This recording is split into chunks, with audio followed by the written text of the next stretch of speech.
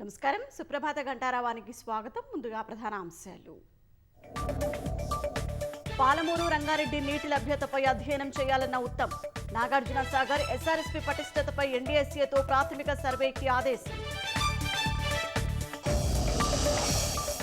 భూభారతి చట్టం సవరణల్లో భేషజాలకు పోమన్న మంత్రి పొంగులేటి. అమలులో ఎలాంటి తప్పులకు ఆస్కారం ఇవ్వొద్దని అధికారులకు సూచన. నేడు ఒసాకాలోని కిటాకిషు సిటీ మేయర్తో ముఖ్యమంత్రి బృందం భేటీ. మురసాకి రివర్, ఎన్విరాన్మెంట్ మ్యూజియాలు, ఎకో టౌన్ సెంటర్ సందర్శన.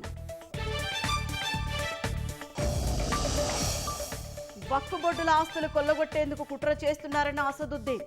చట్టం వెనక్కి తీసుకునేలా రైతుల మాదిరి పోరాటం చేస్తామని ఉద్ఘాటన. వక్ఫ్ ఆస్తులపై శ్వేతపత్రం విడుదలకు బండి సంజయ్ డిమాండ్. ముస్లిం సమాజాన్ని తప్పుదోవ పట్టిస్తున్నారంటూ విమర్శలు.